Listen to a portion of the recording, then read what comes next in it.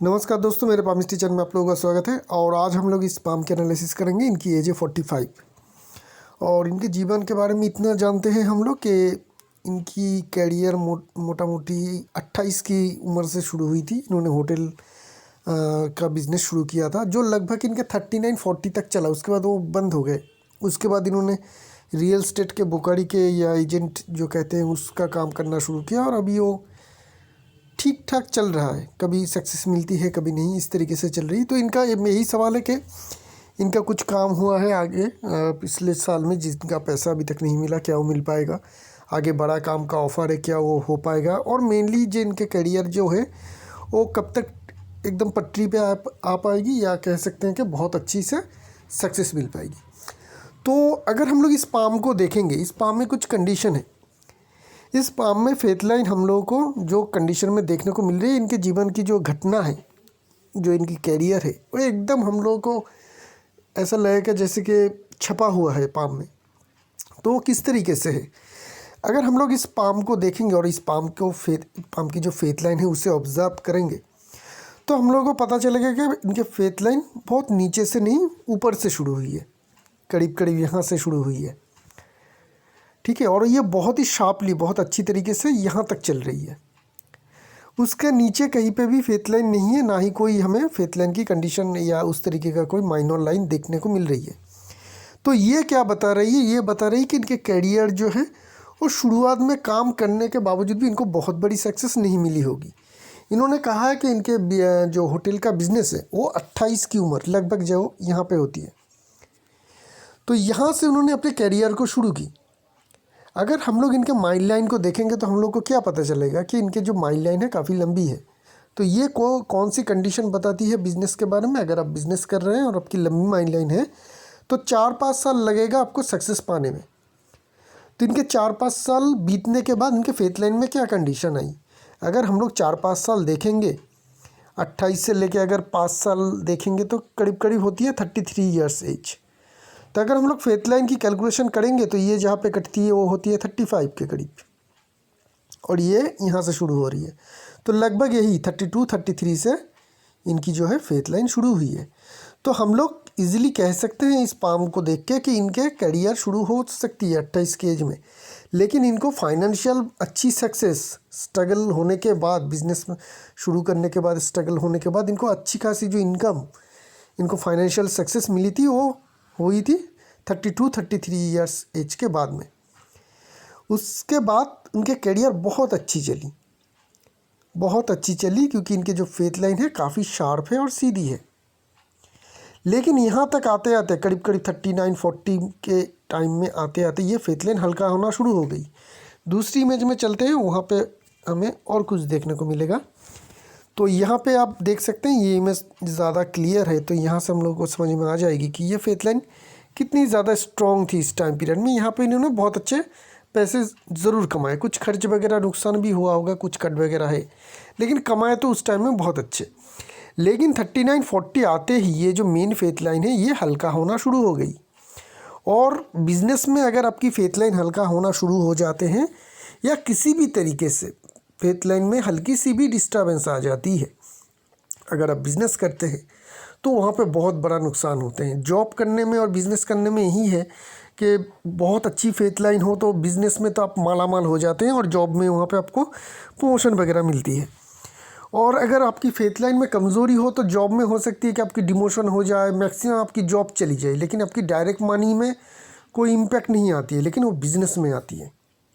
अगर हल्की सी भी फेथ लाइन में खराबी हो तो बिज़नेस में बहुत बड़ा इम्पैक्ट पड़ती है, नेगेटिव इम्पैक्ट, जो इनको पड़ी और इनके 40 के करीब इनकी बिज़नेस जो है बंद हो गई। अभी यहाँ पे अगर हम लोग देखें तो इनकी एज है 45, यहाँ पे चलेगी। तो 40 से लेके 45 तक देखेंगे तो फेथ लाइन अभी भी हल्की ही है। फेथ लाइन करीब करीब 47-48 तक चल रही है और उसके बाद ये मिट भी रही है। मिटना अच्छी है, अगर आपके फेथ लाइन ख़राब है तो उससे मिट जाना ही बढ़िया मानी जाती है। तो ये जो दिखा रही है कि अभी भी आपकी फेथ लाइन में कोई बहुत ज़्यादा ताकत तो है नहीं। ये फेथ लाइन है, ऐसा नहीं कि नहीं है हल्की है। इसके कारण क्या होगी, आपकी काम चलने लायक आपके पैसे आते रहेंगे, आपको बहुत बड़ा सक्सेस इस टाइम में नहीं मिल पाएगी। आप अगर बहुत बड़ा काम भी कर लेंगे तो उसका जो पैसा है वो आपको कम ही मिलेगा।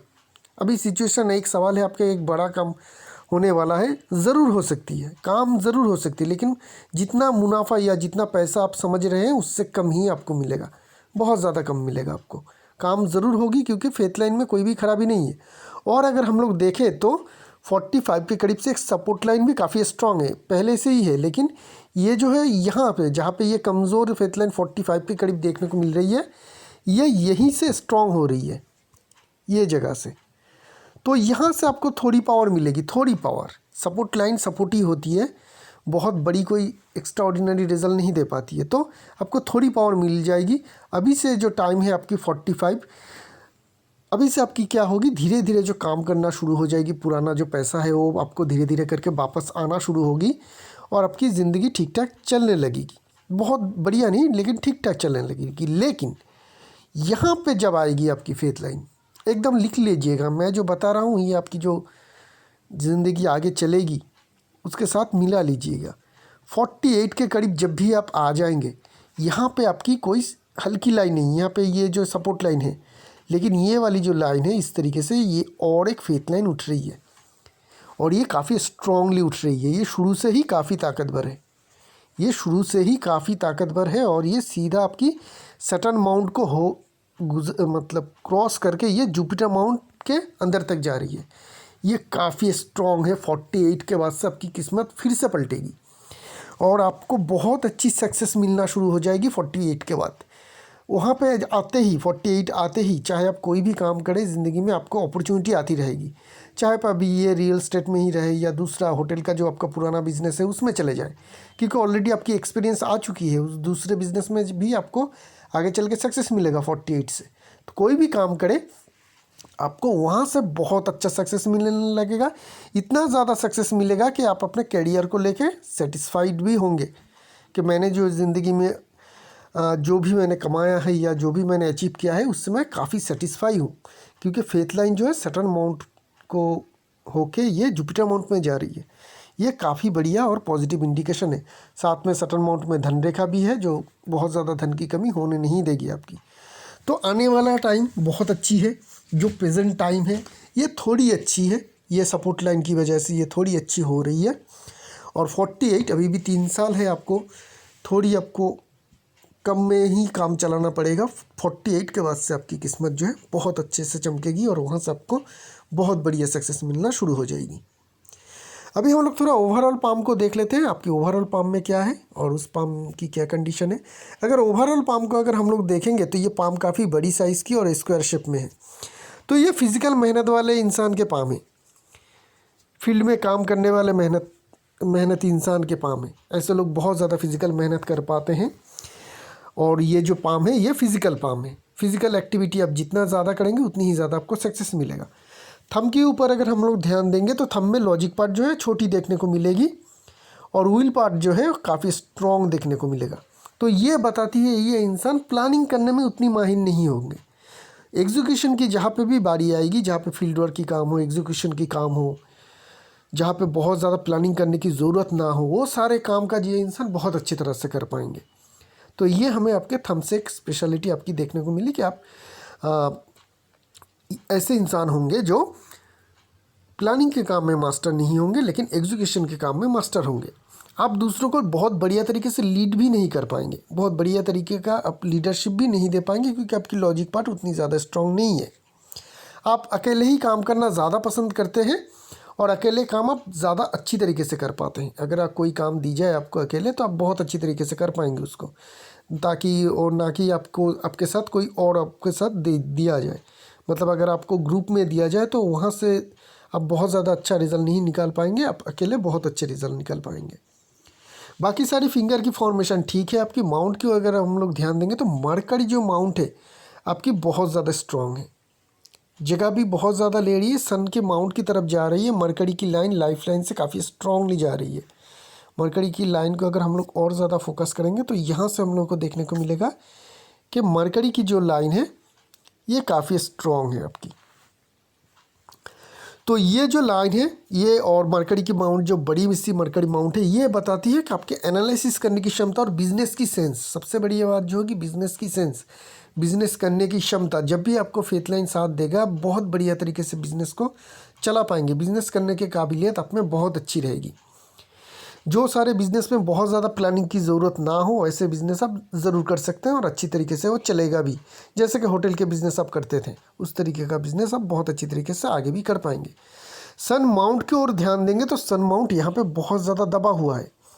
ये चीज़ अगर इस तरीके का गोल तरीके का, अगर आप इस तरीके से दबा हुआ हो, बीच में यहाँ पे दबा हुआ हो तो बहुत ज़्यादा फ़र्क नहीं पड़ती। लेकिन इस तरीके का अगर कॉइन शेप में, राउंड शेप में दबा हुआ तो ये दिक्कत की बात है। ये सन माउंट जो है आपके कमज़ोर देखने को मिल रही है। मरकरी माउंट जो है, सटर्न माउंट है, वो काफ़ी अच्छी फॉर्मेशन में दिख रही है। लेकिन सन माउंट के बीच में ये जो गोल आकार के दबी हुई कंडीशन है ये वीकनेस को बताती है। सन की जो लाइन है यहाँ पे ये भी है लेकिन कमज़ोर है। ये कमज़ोर क्यों है? क्योंकि यहाँ की जो लाइन है ये सन लाइन काफ़ी स्ट्रॉन्ग देखने को मिल रही है। कंपैरिजन से ही हम लोग को पता चलती है कहाँ पे पावर ज़्यादा है, कहाँ पे पावर कम है। तो सन की माउंट में पावर आपकी कम है, तो इसके लिए क्या होगी, आपकी जो फेम होगा उसमें थोड़ी कमी आएगी। फेम नहीं आएगी तो लोग आपके ऊपर बिलीव कम करेंगे, आप जो बात करेंगे उसके ऊपर वैल्यू लोग कम देंगे। तो सन की थोड़ी रेमेडी ज़रूर कर लीजिएगा। मैं अलग से आपको वीडियो में बता दूंगा, अलग आपको व्हाट्सअप में दे दूंगा क्या करना है। वहाँ सबका सन को थोड़ा स्ट्रॉन्ग ज़रूर बनाना है। सटर्न माउंट दबी होनी चाहिए, दबी है। सटर्न की पोजीशन कोई भी नेगेटिव नहीं है, फेथ लाइन में थोड़ी कमज़ोरी है, इसलिए थोड़ी टाइम के लिए आपकी स्ट्रगल रहेगी। उसके बाद आपके पास अच्छे खासे धन आप संचय ज़रूर कर पाएंगे, पैसे आपके पास खूब आएंगे। जुपिटर माउंट ठीक ठाक है, यहाँ पे ज़्यादा उभरा हुआ है, यहाँ पे हल्की दबी हुई है। किसी न किसी रिलेटिव के साथ आप लोगों के ज़्यादा बनती नहीं है। एक दो रिलेशनशिप आपके ऐसे ज़रूर रहेगा ज़िंदगी में जिनके साथ आपको बहुत ज़्यादा बनती नहीं है। जुपिटर माउंट में बहुत बड़ी कोई साइन या इंडिकेशन हमें देखने को नहीं मिल रही है। सैटर्न माउंट में हमें एक हल्की सी फिश की फॉर्मेशन बनता हुआ देखने को मिल रही है। इस तरीके से ये और क्लियर और प्रोमिनेंट होना चाहिए, तो ये बहुत बढ़िया रिजल्ट दे पाएगी, ये आपको बहुत अच्छी सक्सेस भी दे पाएगी। और इस फिश साइन की जो मुंह है वो सन की तरफ है, इसके कारण हो सकती है कि फॉरेन का मनी का भी आपके साथ कोई ना कोई जुगाड़ हो जाए, फॉरेन से भी आपके पास पैसे आने का कनेक्शन ज़रूर जुड़ेगा। ये अगर फिश साइन कंप्लीट होती है, शार्प होती है और अच्छी तरीके से हम लोगों को देखने को मिलती है आगे चल के, तो ये भी अच्छी तरीके से आपको रिजल्ट दे पाएगी। मार्स माउंट को देखेंगे हम लोग। मार्स माउंट आपकी काफ़ी बढ़िया है, स्ट्रॉन्ग है। तो रियल एस्टेट का जो आप काम करते हैं वो रियल एस्टेट का काम नहीं है, वो आपकी फील्ड वर्क है, वो आपकी फील्ड वर्क है। और मार्स भी फील्ड वर्क का ही काम देती है। मतलब ये रियल एस्टेट का अगर आप बुकारी करते हैं या आप एजेंट है तो उसमें डायरेक्टली रियल एस्टेट का कोई आपका ऐसा नहीं कि रियल एस्टेट का काम कर रहे हैं, आप फील्ड में काम कर रहे हैं, लोगों के साथ मुलाकात करने के काम कर रहे हैं और डील कराने के काम कर रहे हैं। तो वो भी मार्स का ही दिया हुआ है। दोनों ही मार्स जो है आपके काफ़ी स्ट्रॉन्ग है, तो उस तरीके से मार्स माउंट भी आपको काफ़ी अच्छी मदद ज़रूर कर पाएगी इस काम में भी। और आगे चल के रियल एस्टेट में अगर आपकी एक्सपीरियंस आ जाती है और ख़ुद ही आप रियल एस्टेट डेवलपर होना चाहते हैं तो वो भी आप कर सकते हैं, क्योंकि मार्स माउंट काफ़ी स्ट्रॉन्ग है और नेगेटिव हमें मार्स माउंट में कुछ भी देखने को नहीं मिल रही है, दोनों के दोनों मार्स माउंट में। वेनस माउंट स्ट्रॉन्ग है, खड़ी लाइन है, लेकिन कोई भी लाइन हमें स्ट्रांगली दिखने को नहीं मिल रही है। यहाँ पे है, यहाँ पे है, हल्की हल्की हमें शेडो जैसी दिखने को मिल रही है, लेकिन कोई भी लाइन क्लियर नहीं है। ये इसलिए नहीं है क्योंकि आप काम काज कर रहे हैं उसकी रिज़ल्ट आपको बहुत ही कम मिल रहा है, उसी के कारण ये हमें कंडीशन देखने को मिल रही है। मून माउंट की बात करेंगे, जगह बड़ी है लेकिन मून माउंट में नेगेटिव है।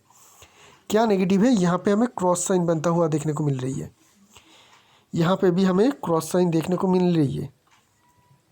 तो क्रॉस साइन है, दो क्रॉस साइन है। और मून माउंट यहाँ पे अगर देखेंगे तो यहाँ पे दबी भी हुई है। तो ये पोजीशन दिखाती है कि मार्स माउंट की जगह ज़्यादा लेने के कारण मार्स और मरकरी, ये दो माउंट जो इतना ज़्यादा जगह ले रही है और इतना ज़्यादा स्ट्रॉन्ग है, और मून माउंट कमज़ोर होने के कारण आपकी इमेजिनेशन पावर और इंट्यूशन पावर में कमी रहेगी।